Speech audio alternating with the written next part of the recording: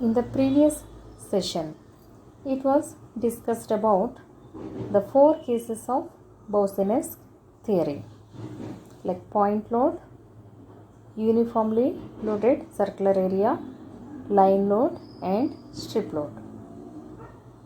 Now let us see the pressure distribution diagrams which can be prepared based on the Boussinesq theory. There are 3 types of pressure distribution diagrams: isobar diagram, vertical stress on horizontal plane and vertical stress on vertical plane. The first one is isobar diagram. An isobar is a line or contour joining the points of equal vertical stress below the ground surface. If we take Q as the point load, which is acting on the footing. On the footing, the intensity is small q. Then, from the base of the footing, the load will be distributed to the soil. So, the vertical stress at different depths and different radial distance will be different. So, there, if we select the points which are having equal vertical stress, and if we join all those points with a smooth curve, it is called an isobar. The soil mass bounded within an isobar is called as pressure bulb. So the vertical stress on any point on the isobar is same. You can prepare n number of isobars corresponding to different vertical stresses. So this isobar diagram is important in the design of depth of exploration required for geotechnical exploration program.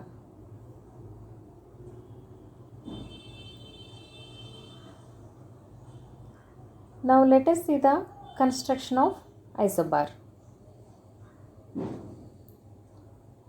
So from the point load equation of Boussinesq, we can write sigma z equal to 3q by 2 pi z square into 1 by 1 plus r by z square to the power 5 by 2. From this equation, we can write the equation for radial distance, that is r, which is equal to z into square root of 3q by 2 pi z square into sigma z to the power 2 by 5 minus 1. Now, by taking different depths, that is z value, and by taking the point load and the vertical stress for which we are going to find the isobar diagram, that value should be taken in this equation so that we can estimate the r value corresponding to different z values. So by assuming different values of z, we can calculate the values of r, so that we will get a number of coordinates. If we plot those coordinates on either side of axis of loading, and then if we join them with a smooth curve, we will get the isobar diagram.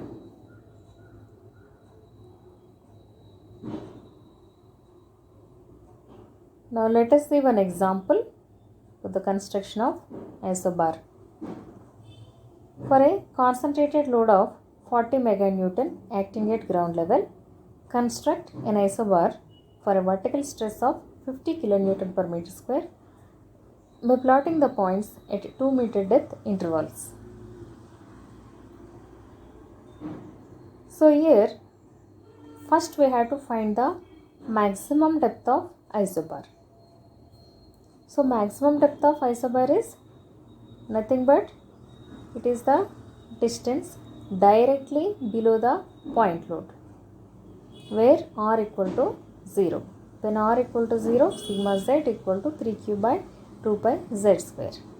So from this we can write the equation for z, where z equal to square root of 3q by 2 pi into sigma z. So the value is coming is 19.54 meter.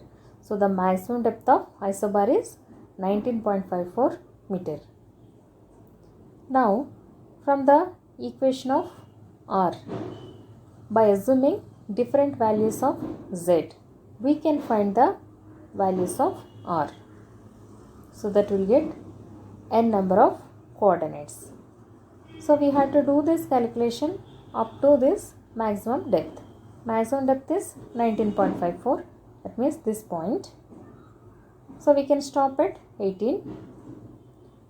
Now we have to take these points on either side of axis of loading. And then when we join all those points with a smooth curve, we'll get the isobar diagram.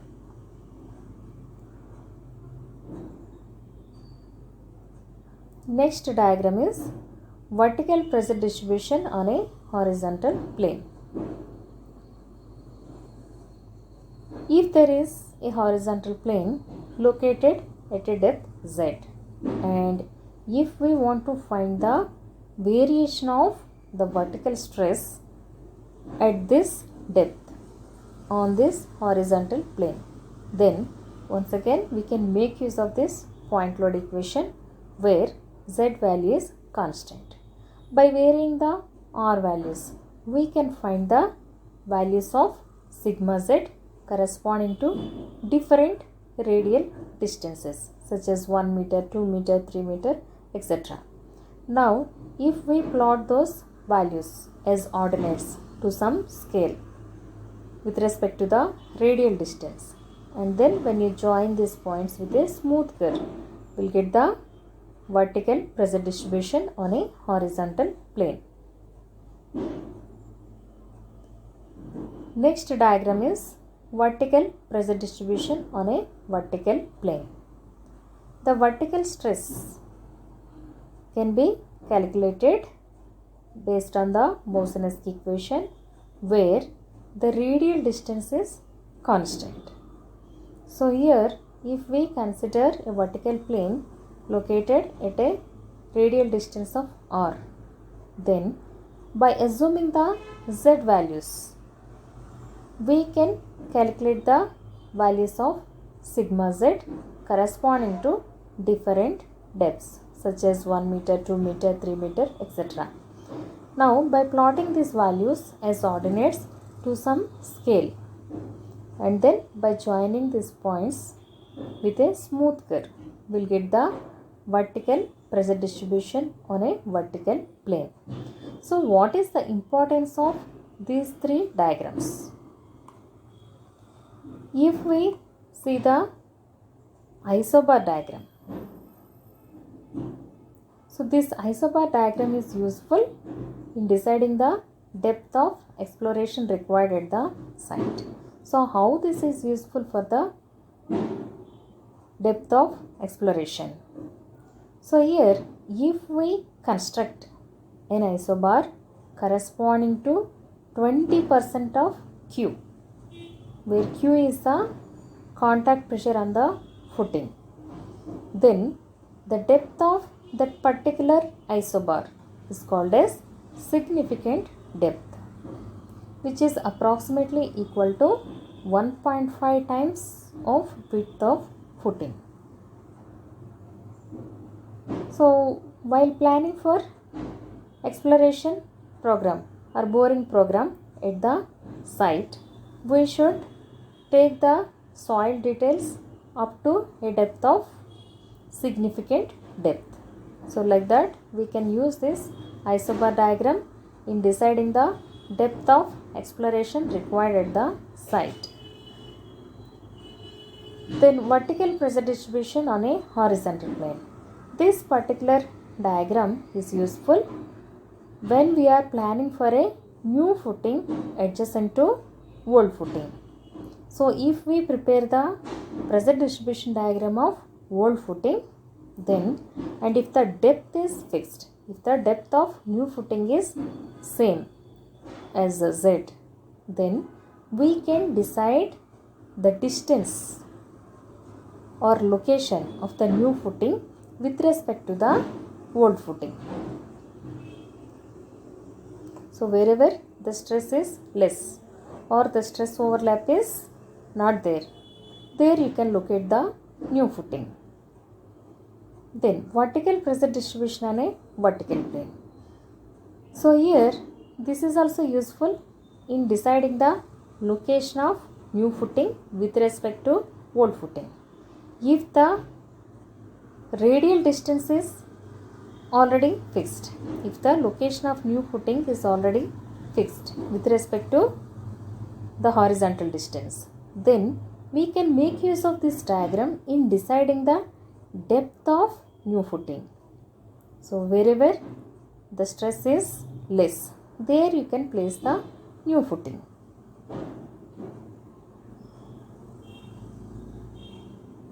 Now let us see an example on vertical stress distribution on horizontal plane and vertical plane. A concentrated load of 100 kN acts on the ground surface. Plot the variation of vertical stress directly beneath the load up to a depth of 10 meter at every 1 meter interval. Also plot the variation of the vertical stress on a horizontal plane at a depth of 2 meter and for 3 meter on either side of center at every 1 meter interval. So here we have to prepare the pressure distribution diagrams both for horizontal plane as well as vertical plane. So two horizontal planes are given which are located at depths of 2 meter and 3 meter. So we have to do separate calculation. So for the horizontal plane, depth is maintained constant, whereas radial distance is varied. So if we take the radial distances 1 meter, 2 meter, 3 meter, 4 meter, 5 meter, etc. by using the point load equation, we can calculate the increase in stress corresponding to Z equal to 2 meter as well as corresponding to Z equal to 3 meter. So in this equation 3 into Q is given as 100 kN divided by 2 pi. Initially we should take Z equal to 2 meter. So 2 square into 1 by 1 plus R values we should take it from 1 to 5.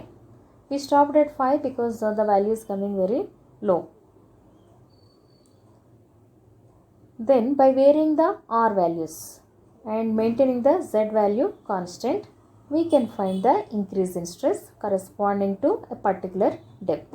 Similarly, for a depth of 3 meter, we have to do the same calculation so that we can plot these values as ordinates and then we can prepare the pressure distribution on a horizontal plane. So this we have to do for two cases, that is Z equal to 2 meter and Z equal to 3 meter. Then for vertical plane, here it is mentioned that the vertical plane is directly below the point load. So there is no radial distance. So in this case, sigma Z equal to 3Q by 2 pi Z square. Because R equal to 0, this term will become 1. So sigma Z equal to 3Q by 2 pi Z square. So here we have to vary the Z value. So by taking the Z values from 1 to 10, we can calculate the increase in stress using the equation sigma Z equal to 3Q by 2 pi Z square, because the radial distance is 0. If radial distance is there, that has to be maintained constant.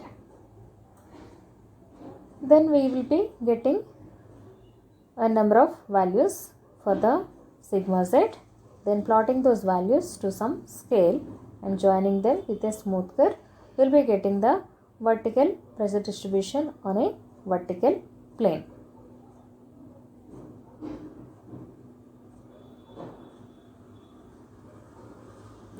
Next method is Westergaard's theory.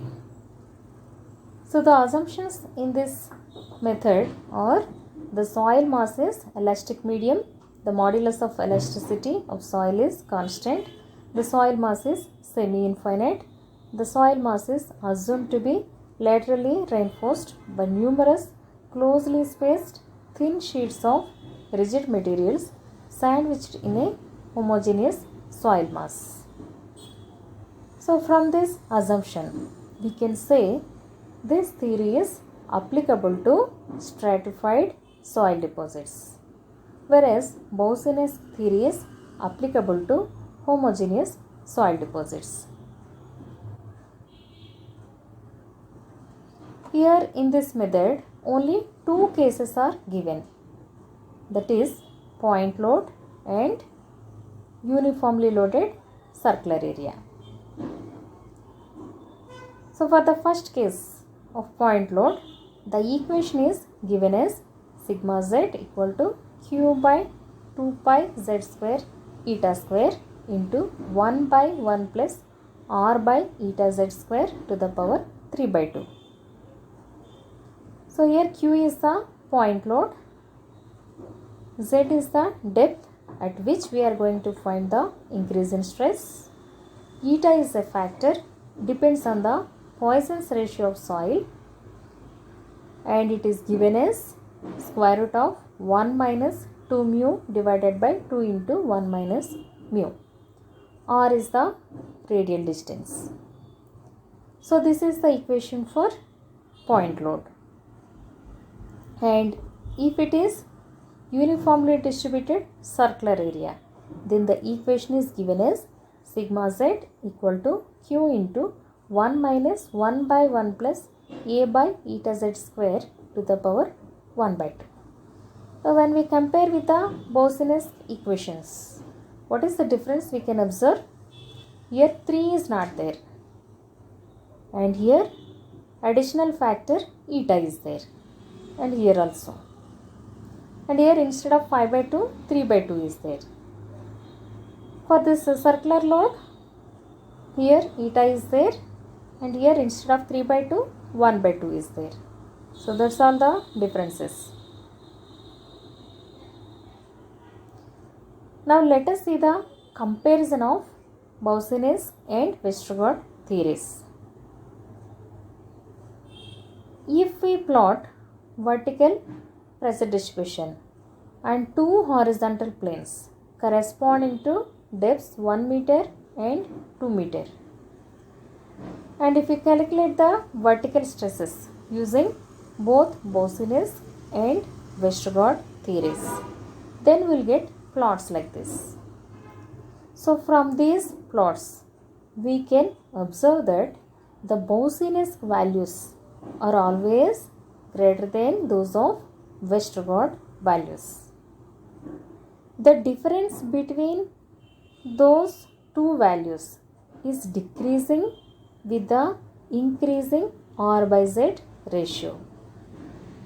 The difference between them is also decreasing with increase in depth. And one more thing we can observe, that this Boussinesq values are consistently more than those of Westergaard values up to a R by Z ratio of 1.5. Beyond this, Westergaard values are higher than those of Boussinesq values.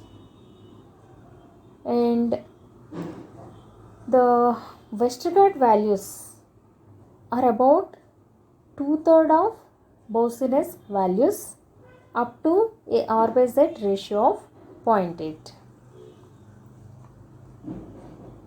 So these are the differences between Boussinesq and Westergaard theories, and most importantly, this Boussinesq theory is applicable to homogeneous soil deposits, whereas Westergaard theory is applicable to stratified soil deposits.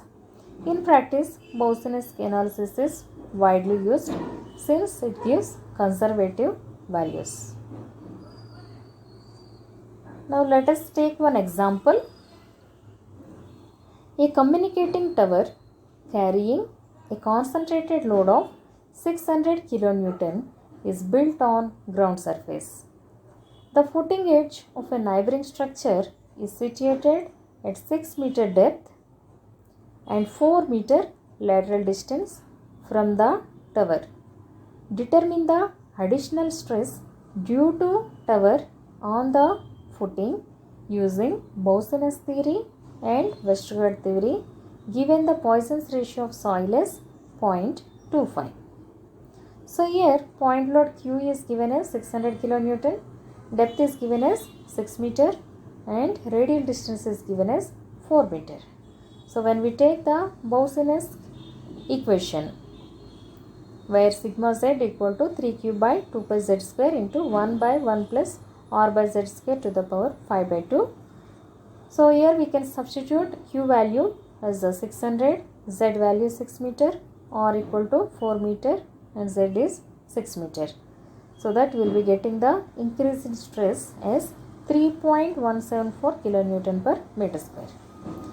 Similarly, if we take Westergaard's equation, we have to find the value of eta from the value of Poisson's ratio, where eta equal to square root of 1 minus 2 mu by 2 into 1 minus mu.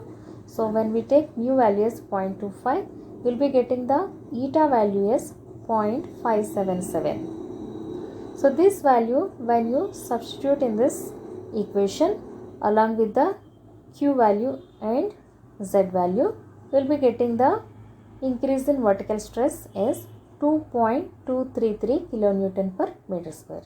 So here we can observe that Boussinesq value is higher than that of Westergaard value. Similar example, a concentrated load of 1000 kilonewton from a monument acts on the ground surface. Calculate the vertical stresses at point 6 meter directly below the load and at a distance of 4 meter from the axis of loading, assuming mu equal to 0 using Boussinesq analysis and Westergaard's analysis. So here also point load is given, depth is given and radial distance is given, but here 2 points are asked. We have to calculate the stress at 2 points, that is directly below the load where r equal to 0 and at a radial distance of 4 meter. So we have to use both the equations for Boussinesq and Westergaard's. So when we take Boussinesq equation, in the first case we have to assume that r equal to 0, so that sigma z equal to 3q by 2 pi z square, and the value is coming as 13.26 kilonewton per meter square. When we take r equal to 4 meter at the same depth, we will be getting the vertical stresses 5.29 kilonewton per meter square. Similarly, when we use the Westergaard's equation, we can calculate the eta value by taking the mu value as 0. We will be getting the eta value as 0.71. So when we substitute these values in the equation, for the first case we have to assume r equal to 0 and the second case r equal to 4 meter, so that you will be getting the stresses as 8.84 and 3.41 kilonewton per meter square. So directly below the load, using the Boussinesq it is 13.26, using the Westergaard's it is 8.84, and at a radial distance of 4 meter, using the Boussinesq it is 5.29 and using the Westergaard's it is 3.41. So always Boussinesq values are higher than those of Westergaard values. The next case is rectangular loaded area. Sometimes the footings will be in the shape of a rectangle. So in that case, how to estimate the increase in vertical stress at a certain depth? So for this, one equation is given where sigma z equal to q by 4 pi 2 mns divided by n square plus s square into s square plus 1 divided by s square plus theta. So this particular equation is given only for the point below the corner of the footing. So for other points the equation is not given. Here equation is given only for the corner point. So here in this equation, Q is the intensity of load acting on the rectangular footing. M and N are constants, where M equal to B by Z and N equal to L by Z. S is equal to square root of M square plus N square plus 1. Theta equal to tan inverse 2mns divided by S square minus N square N square. So this theta value must be taken in radians. So this equation can be written as In into Q, where In is the influence factor. So these influence factor values are given in the form of tables and charts for different values of M and N.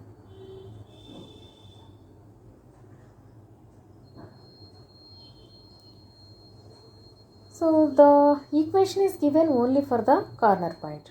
But suppose if we want to estimate the increase in stress at some other point. Suppose if the point is located in between the rectangle, then how to make use of this equation? For this, we have to make this point a common corner point for n number of rectangles. We have to divide this area into n number of rectangles by making this point as a common corner point. So now all these 4 rectangles are having common corner point at point P. And then for each rectangle, we can find the increase in stress at this point. Then by taking the sum of these stresses due to all these 4 rectangles, we can find the increase in stress at this point. If the point is below the edge of the loaded area, if it is placed on the edge of the loaded area, then we can make that point as a common corner point by dividing this rectangle into 2 rectangles. Then we have to find the increase in stress due to both the rectangles. By taking the sum of these stresses, we can find the total increase in stress at this point. Suppose if the point is located outside the loaded area, it is not below this loaded area, then to make use of this equation, which is given for corner point, we have to make this point as corner point by taking this entire area as one rectangle. So this is rectangle 1. Then you can take rectangles like this 2 and 3, so that they are also having common corner point at P. And then another rectangle 4. Why we are taking this rectangle 4? Because when we take these rectangles 2 and 3, and when you deduct the stress due to this cavity portions, then this particular area is deducted twice. So that is the reason, to compensate this, we have to find the stress due to this particular rectangle, and then we should add it. Because it is deducted twice, we have to add it once. Now let us see one example on this rectangular loaded area. A rectangular footing 6 meter by 3 meter distributes a uniform pressure of 250 kN per meter square near the surface of a soil deposit. Determine the vertical pressure at 6 meter below the center of footing, below one corner of the footing, below a point on the middle of the long edge, and below a point located along the short central axis of the footing at a distance of 3 meter from the long edge. So the first case is below the center of footing. So if we take this center point, to make this as common corner point, we have to divide this rectangle into 4 equal rectangles. So now, since all these 4 rectangles are having same area. You can find the increase in stress due to one rectangle and then you can multiply with 4, so that you will be getting the total increase in stress due to all these 4 rectangles. So now when we take one rectangle, one smaller rectangle, the width is 1.5 meter, this is 1.5 meter and length is 3 meter. So that we can find the values of m and n, where m equal to b by z and n equal to l by z. So z value is given as 6 meter, so 1.5 by 6 and 3 by 6. So knowing the values of m and n, we can find the values of s and theta. So this theta value we have to convert into radians. Then using the equation of rectangular loaded area, we can find the increase in stress due to one rectangle. Then we have to multiply with 4 because there are 4 such rectangles. So that we will be getting the total increase in stress as 47.5 kilonewton per meter square. This is the first case. In the second case, it is asked to find the vertical stress below one corner of the footing. So if we take one corner of the footing, then there is no need of dividing this rectangle into n number of rectangles. So we can consider it as one rectangle only. For this rectangle, width is 3 meter, length is 6 meter. So that we can find the values of m and n. Then we can find the values of s and theta. When we convert the theta value into radians and when we substitute these values in the basic equation, we can find the increase in stress, which is coming around 30 kilonewton per meter square. Then in the third case, it is asked to find the vertical stress below a point on the middle of the long edge. This is the long edge. You can take either this side or this side. So at the middle of the long edge means, to make this point as common corner point, you can divide this rectangle into 2 rectangles. So since it is midpoint, these 2 rectangles will be of same area.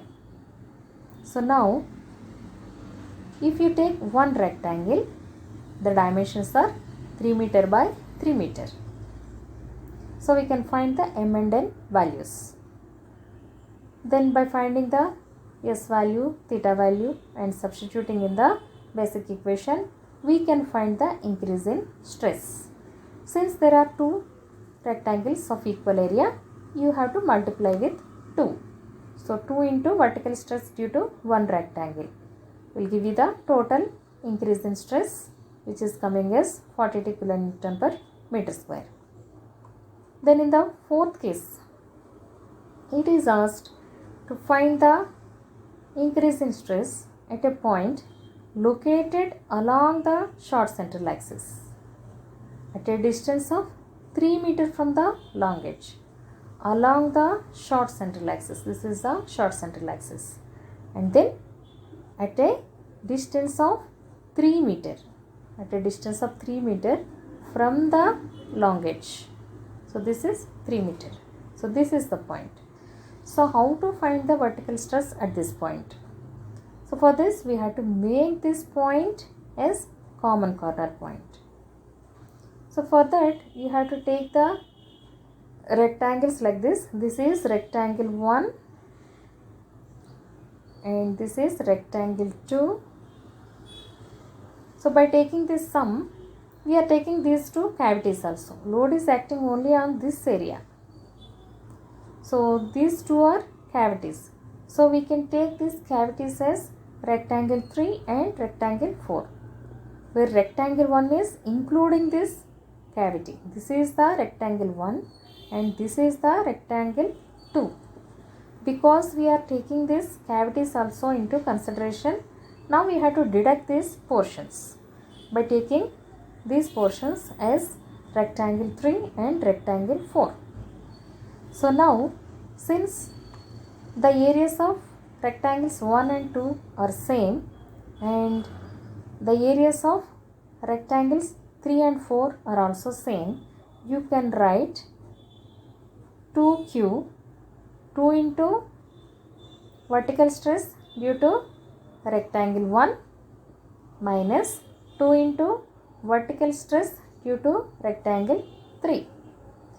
So that we will be getting the answer as 18 kilonewton per meter square.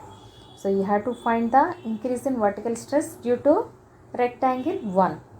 Then multiply with 2. Then find the increase in vertical stress due to rectangle 3 and then multiply with 2 because there are two rectangles of same area. Now you have to deduct the vertical stress due to this rectangle 1 and 2 and the vertical stress due to rectangles 3 and 4. So the sum of rectangles 3 and 4 have to be deducted from the sum of rectangles 1 and 2. So we will be getting the increase in vertical stress as 18 kilonewton per meter square.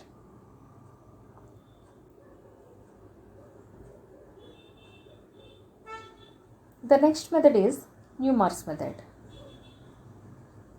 So using the previous methods, Boussinesq method and Westergaard's method, we can find only the increase in vertical stress for a regular shape only, like a point load, circular area, line load, strip load, rectangular area, etc. But in the field, sometimes you may need to estimate the vertical stress due to irregular shape of footings. So in such cases, Newmark's method can be used to estimate the increase in vertical stress. So what is the importance of this Newmark's method? This method can be used for any shape of footing and at any point on the footing. So to use this method, first we have to construct the Newmark's chart. So how to construct the Newmark's chart?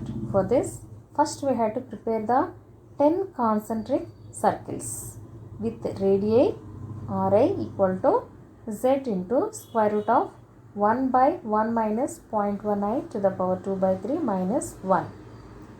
So here in this equation, you have to take the depth z, whatever is given in the problem, that is the depth at which we are going to find the vertical stress, and I values we have to vary from 1 to 9 and off.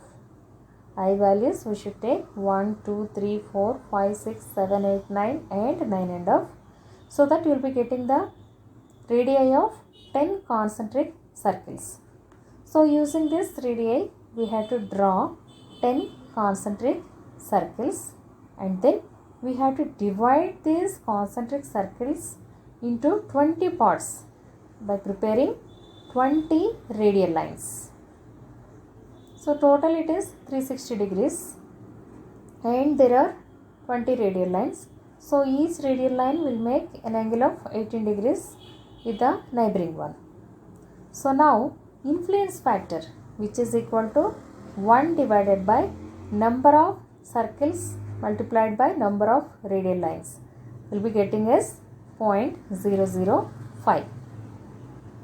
Now after preparing this Newmark's chart, then we have to superimpose the footing plan onto the Newmark's chart in such a way that the point about which we are going to find the increase in stress should coincide with the center of concentric circles. In such a way, we have to superimpose the footing plan on the Newmark's chart.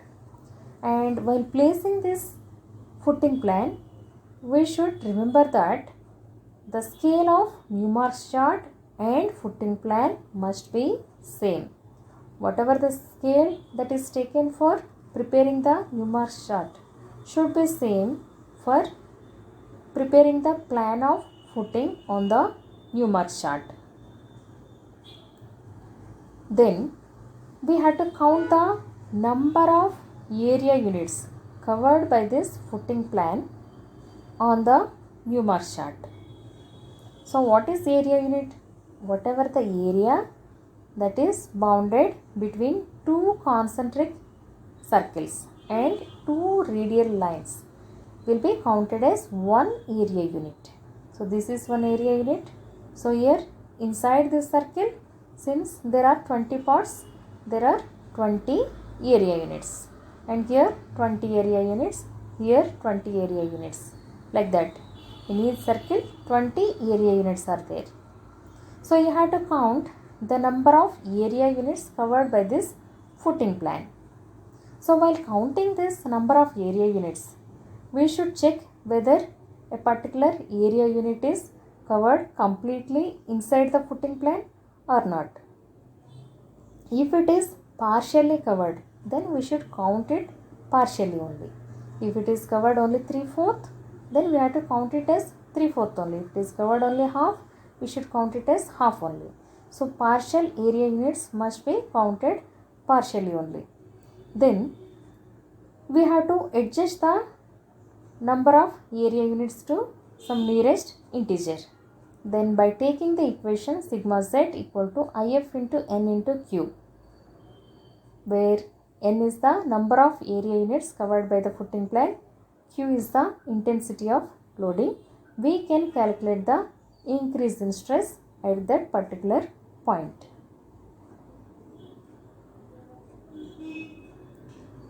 Now let us see one example. Construct the Newmark's influence chart and determine the vertical stress at point A shown in the figure at a depth of 5 meter when the area shown is subjected to a uniformly distributed load of 200 kN per meter square.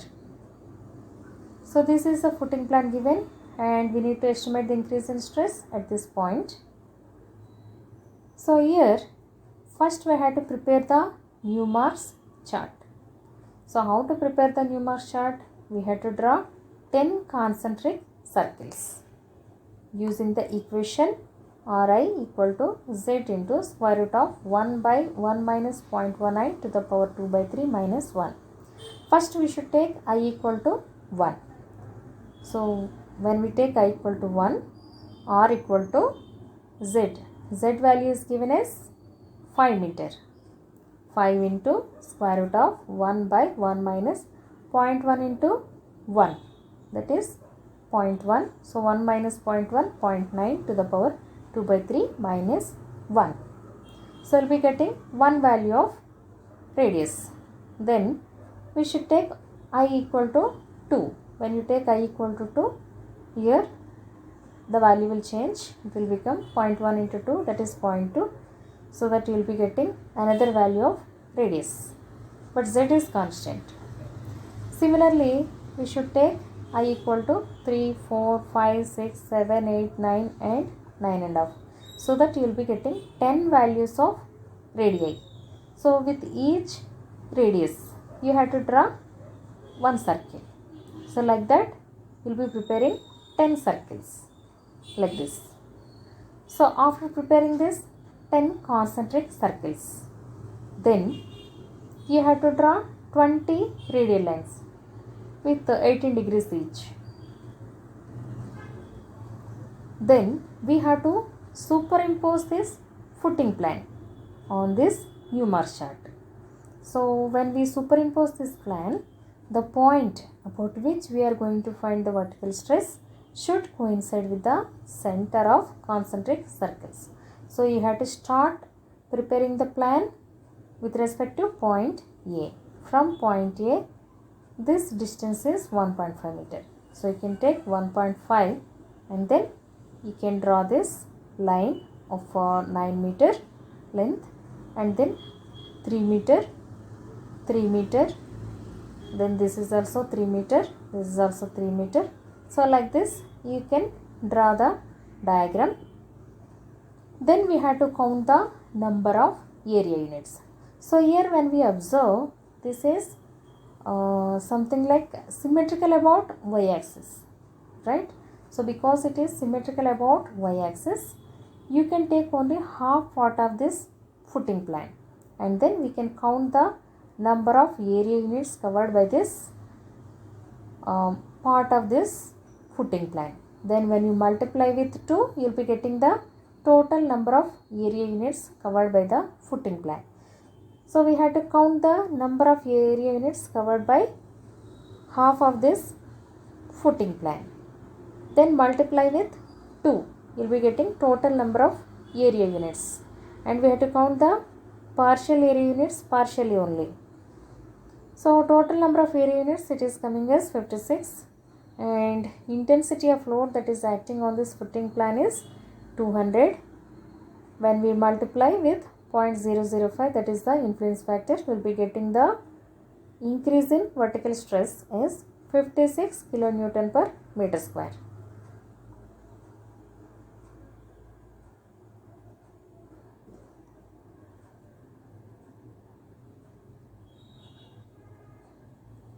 Next example.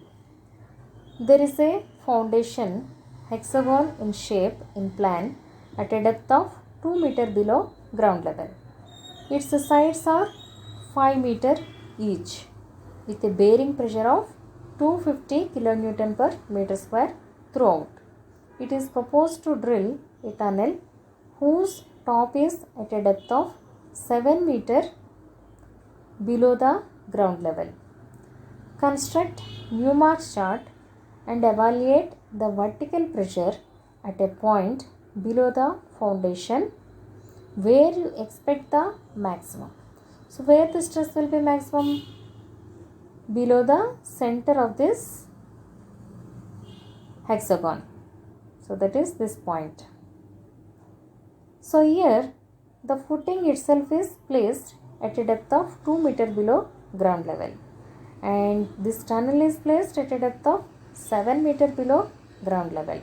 But you have to find the increase in stress at the top of this tunnel, and the load will be dispersed from the base of the footing.